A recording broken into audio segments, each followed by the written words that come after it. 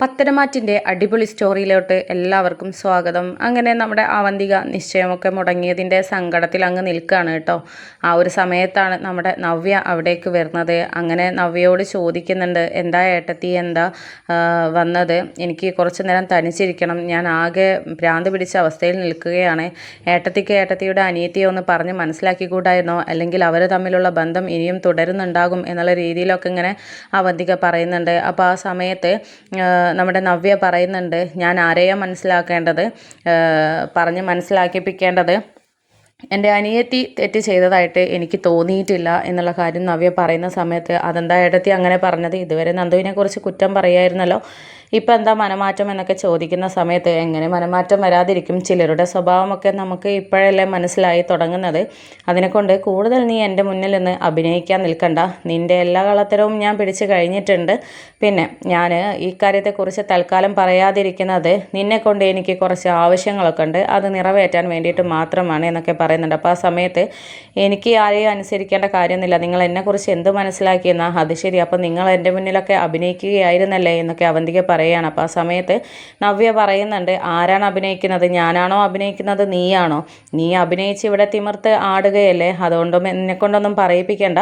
ഞാൻ ഏതായാലും ഒരു കാര്യം കാണിച്ചു തരാം, ഇത് കണ്ടിട്ട് നീ ബാക്കിയുള്ളത് പറ എന്നൊക്കെ പറഞ്ഞിട്ട് നമ്മുടെ അവന്തികയും അച്ഛനും തമ്മിൽ സംസാരിക്കുന്ന ആ ഫോട്ടോവും നമ്മൾ അവന്തികയ്ക്ക് കാണിച്ചു കൊടുക്കുകയാണ്. അങ്ങനെ ആകെ ആ ഒരു ഫോട്ടോ കണ്ടിട്ട് ഷോക്കായിട്ട് നിൽക്കുകയാണ്, എന്നിട്ട് ഞെട്ടിത്തരിച്ച് നിൽക്കുകയാണ്. എന്നിട്ട് നവ്യ പറയുന്നുണ്ട്, ഈ ഫോട്ടോ ഞാനിപ്പോൾ മുത്തശ്ശനെ കാണിച്ചു കൊടുത്താലുള്ള അവസ്ഥയെപ്പറ്റി നിനക്കറിയോ?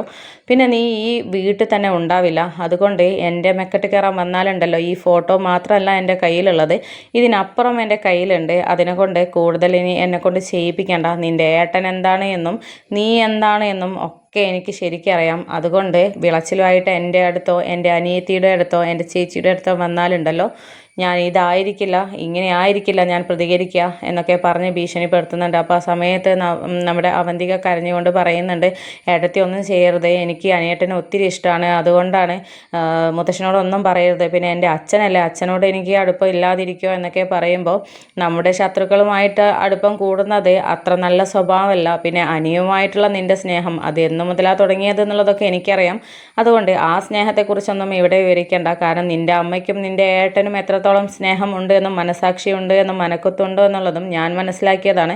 അതുകൊണ്ട് ആ ഗണത്തിൽപ്പെട്ടത് തന്നെയല്ലേ നീ, അതുകൊണ്ട് അതിനെക്കുറിച്ചൊന്നും നീ പറഞ്ഞു തരേണ്ട കാര്യമില്ല എന്നൊക്കെ ഇങ്ങനെ നവ്യ പറയുകയാണ്. എന്നിട്ട് കൈ ചൂണ്ടിയിട്ട് പറയുന്നുണ്ട്, മേലാലിനി നിൻ്റെ വിളച്ചിലായിട്ട് ഇവിടെ വന്നാലുണ്ടല്ലോ, ഇതല്ല ഇതിൻ്റെ തെളിവുകൾ, അപ്പുറത്തുള്ള തെളിവുകൾ എൻ്റെ അടുത്തുണ്ട്, അത് ഞാൻ മുത്തശ്ശനെ കാണിക്കും എന്നൊക്കെ പറയുകയാണ് നവ്യ. അങ്ങനെ ആകെ പേടിച്ച് വിറച്ച് നിൽക്കുകയാണ്. അപ്പോൾ ആ സമയത്ത് നവ്യ പറയുന്നുണ്ട്, ഇനി ഞാൻ ചില കാര്യങ്ങളൊക്കെ പറയും, അത് അതുപോലെ അങ്ങ് അനുസരിച്ചാൽ മതി. ഈ വിവാഹം നടക്കാൻ പാടില്ല, അത് എൻ്റെ തീരുമാനമാണ്.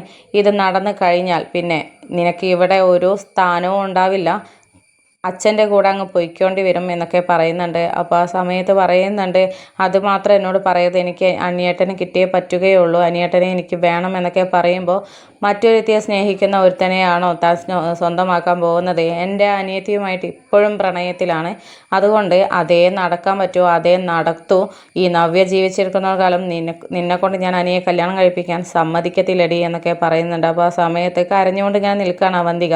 എന്നിട്ട് പറയുന്നുണ്ട്, നീ അനുസരിച്ചില്ലെങ്കിൽ ഇന്ന് തന്നെ നിന്നെ പടിയിറക്കുന്ന കാര്യം ഞാൻ ചെയ്യും. പിന്നെ ജീവിതകാലം മുഴുവൻ ഈ പടി കയറാനോ അനിയേട്ടനെ സ്വന്തമാക്കാനോ നിനക്ക് കഴിയില്ല എന്ന് പറയുന്നുണ്ട്. അപ്പോൾ ആ സമയത്ത് അവന്തിക ഇങ്ങനെ ചിന്തിക്കുകയാണ്, എന്തായാലും തൽക്കാലം ഇവൾ പറഞ്ഞതനുസരിച്ച് നിന്നേ പറ്റുകയുള്ളൂ.